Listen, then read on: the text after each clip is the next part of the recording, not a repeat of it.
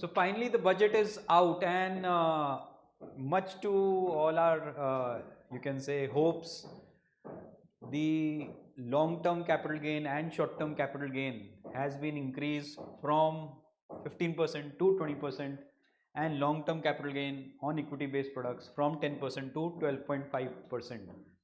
So the relief is that earlier on long term capital gain, if there was a gain up to 1 lakh, it was tax free. Now that limit has been increased to 1.25 lakhs, but the slab which was taxed at 10% has been increased to 12.5%. Similarly on short term capital gain 15% to 20%. कहने का ये मतलब है कि यदि आप एक equity investor हो, चाहे डायरेक्ट स्टॉक्स में, ईटीएफ्स में, म्यूचुअल फंड्स में, हाइब्रिड प्रोडक्ट्स में, जिसकी इक्विटी टैक्सेशन होती है, तो उसमें पहले आप शॉर्ट टर्म कैपिटल गेन, अपने गेन्स पे आप 15% का शॉर्ट टर्म कैपिटल गेन होता है जिसमें टेन्योर 1 साल से कम होता है। तो 1 साल पहले यदि आप अपने पैसों को निकाल लेते हैं, रिडीम कर लेते हैं, तो उसके ऊपर अगर गेन आता है तो उस गेन पे आपको पहले 15% टैक्स देना पड़ता था, अब 20% टैक्स देना पड़ेगा, तो 5% का आपको ज़्यादा टैक्स देना पड़ेगा। Similarly long term capital gain which means जहाँ पे होल्डिंग पीरियड 1 साल से ऊपर था, आपने कुछ पैसे डाले और कुछ पैसे निकाल लिए और उसके बीच का टेन्योर 1 साल से ऊपर है, तो वो लॉन्ग टर्म कैपिटल गेन कहलाता था या कहलाता है।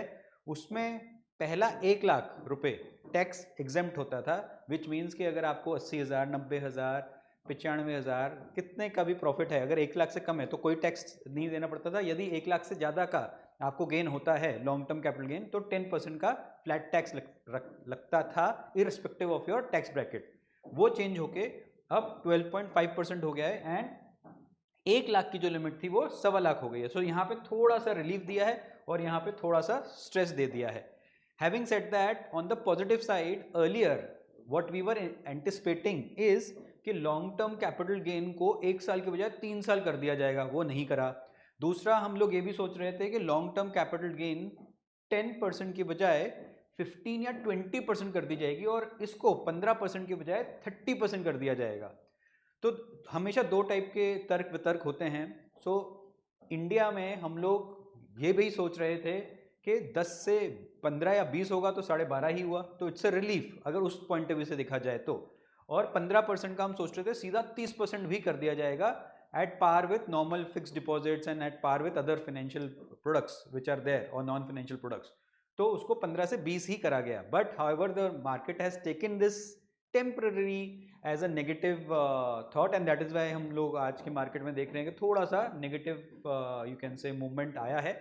बट ओवरऑल अगर आप देखें तो इसमें बहुत बड़ी चोट या बहुत बड़ा असर इक्विटी इन्वेस्टर को नहीं होगा, और अब भी equity investors they will still be having much more advantage in terms of the taxation as compared to the other products which are there in the markets, whether हम गोल्ड की बात कर लें, रियल एस्टेट की बात कर लें या फिक्स डिपॉजिट्स की बात कर लें, अभी भी इक्विटी बेस्ट प्रोडक्ट ही माना जाएगा इस टैक्स स्लैब के चेंजेस के बाद भी।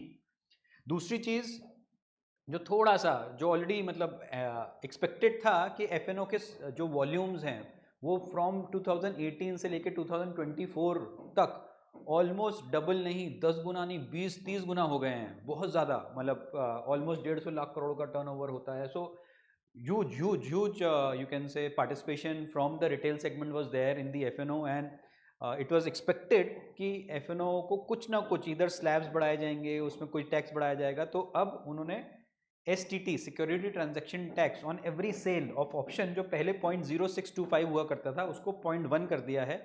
और सेल ऑफ फ्यूचर्स, जब भी फ्यूचर्स में आप ट्रेडिंग करोगे और सेल करोगे तो पहले 0.0125 लगता था, अब 0.02 कर दिया, जस्ट ऑलमोस्ट डबल कर दिया है।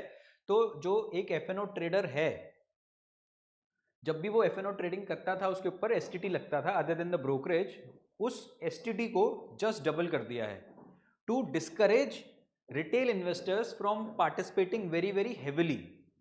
तो ये अच्छा ही मूव है, अगर इसको हम देखेंगे इसमें कोई बुराई नहीं है, इसको अच्छा ही माना जाएगा। तो आपको भी इसको पॉजिटिवली एज अ इन्वेस्टर अगर आप देखोगे तो उसको पॉजिटिवली ही लेना चाहिए। अब दूसरा जो हमारे को जनरली इम्पैक्ट करता है एज अ आम आदमी, एक इन्वेस्टर या एक इनकम टैक्स पेई को जो हम इफेक्ट करता है, वो चीज़ इनकम टैक्स स्लैब्स, जो कि नया टैक्स स्लैब जो उन्होंने चेंजेस करे हैं वो 0 to 3 लाख में नील, कोई टैक्स नहीं देना है। 3 से 7 लाख में 5% देना है, 7 से 10 लाख में 10% देना है, 10 से 12 लाख में 15% देना है, 12 से 15 लाख कमाते हैं तो 20% देना है, और 15 लाख के ऊपर 30% का टैक्स देना है। सो यदि आप 20 लाख रुपए कमाते हो तो पहले तो 0 to 3 लाख पे आपको कोई टैक्स नहीं लगेगा, फिर 3 to 7 लाख पे आपको 5% ही देना पड़ेगा, 7 से 10 लाख के ऊपर 10% ही देना पड़ेगा, 10 से 12 15%, 12 से 15 लाख पे 20%, और 15 लाख से ऊपर 30%। तो यदि मैं इसको कैलकुलेशन करना चाहूँ, यदि आपकी इनकम 20 लाख है तो यहाँ पे 0, यहाँ पे 4 लाख पे 20,000, यहाँ 7 से 3 मतलब 3 लाख पे 10% 30,000, 10 से 12 2 लाख पे अगेन 2 लाख पे 30,000, 3 लाख पे 60,000, और 15 लाख के ऊपर मान ली 20 लाख अगर आपकी इनकम है तो 5 लाख का एक्स्ट्रा तो 1.5 लाख। तो ऐसे करके आपको 50, 80, 140, 2.9 लैक्स का आपका टैक्स पेबल आ जाएगा। इसमें जो इन्होंने रियायत थोड़ी सी दी है वो दी है डिडक्शंस की। पहले ओल्ड रिजीम में, मतलब पिछले न्यू टैक्स रिजीम में 50,000 था, अब 75,000 हो गया। तो ओवरऑल एक सैलरीड पर्सन को बेनिफिट ऑफ 17,500 इस कैलकुलेशन के हिसाब से मिल जाएगा। यदि अभी भी कोई ओल्ड टैक्स रिजीम में ही जाना चाहता है तो उसमें कोई चेंजेस नहीं आए हैं। ओल्ड टैक्स रिजीम में क्या था, 0 to 2.5 लाख तक नील टैक्स था, 2.5 से 5 लाख पे 5% का था, 5 से 10 लाख पे 20% का था, और 10 लाख से ऊपर 30% का था। फर्क ओल्ड और न्यू टैक्स रिजीम में सिर्फ डिडक्शंस का होता है। यहाँ पे 80C, 80D, HRA, home loan, इन सब का डिडक्शंस ले सकते हैं, और न्यू टैक्स रिजीम में इस डिडक्शन के अलावा, जो कि स्टैंडर्ड डिडक्शन है 75,000 का, उसके अलावा आप होम लोन का, आप 80C का, 80D का, HRA का, इन सब का डिडक्शंस नहीं ले सकते हैं। So generally the government wants everybody as far as salaried persons are concern to move towards the new tax regime, और उसी के लिए ये थोड़े बहुत रिबेट्स नया गवर्नमेंट नया रिजीम में नए बजट में लाया है। So this was little bit about जो एक जनरली आम जनता बजट के बारे में देखती है, लुक फॉरवर्ड टू करती है। ओवरऑल अगर आप देखोगे तो ये अच्छा बजट है आम जनता के लिए। Overall obviously we will be making a detailed presentation, we will be doing detailed webinars and talking to you on a one-to-one basis also. आप हमारे साथ कॉल भी बुक कर सकते हो to understand more about how you should restrategise your portfolios. अगर आप हमारे साथ नहीं जुड़े हुए हो, आप हमारे साथ जुड़ना चाहते हैं, तो आप दिए गए नंबर्स पे आप कॉल कर सकते हो। आप कैलेंडर लिंक हम देते हैं, वहाँ पे क्लिक करके हमारे साथ 15 मिनट्स 30 मिनट्स का स्ट्रेटेजी कॉल रख सकते हो।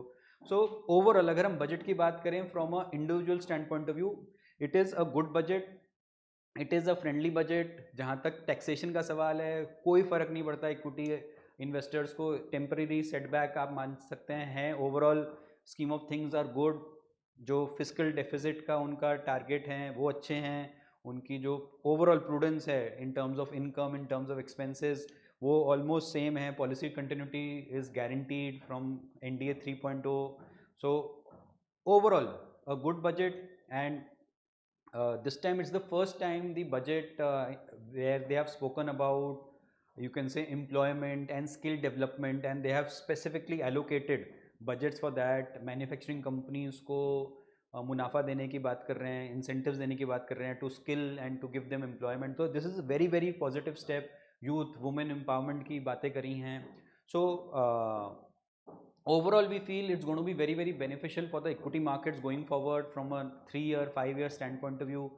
The dips or the corrections which can come, or which we are witnessing in the present market conditions at present times, it's purely temporary. Please do not get demotivated, please do not get discouraged by such moves. ये होता रहता है. Market has given a very good rally, and in the next 3, 5, 7 years we see the markets doubling, tripling from here. Few of the sectors, few of the stocks will be doubling, tripling from here.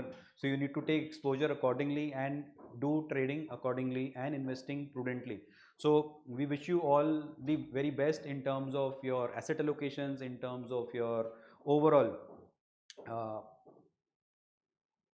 you can say portfolio. So do your due diligence, take control of your portfolio, see the assets where you have invested in. Equity को बहुत ज़्यादा reject करने की आपको ज़रूरत नहीं है, but हाँ पॉकेट्स, आपको पॉकेट्स देखनी पड़ेंगी, सेक्टर्स देखनी पड़ेंगे, एक बार थोड़ा सा बजट को और डीपली स्टडी करना पड़ेगा कि कहाँ कहाँ एलोकेशन हुआ है, और उस हिसाब से आप थोड़ा बहुत अलाइनमेंट कर सकते हो। Overall structurally the budget looks good, and overall जो इंडिया की ग्रोथ स्टोरी थी वो एज इट इज़ है, कोई इम्पैक्ट नहीं पड़ा है, in fact everything goes in the positive direction.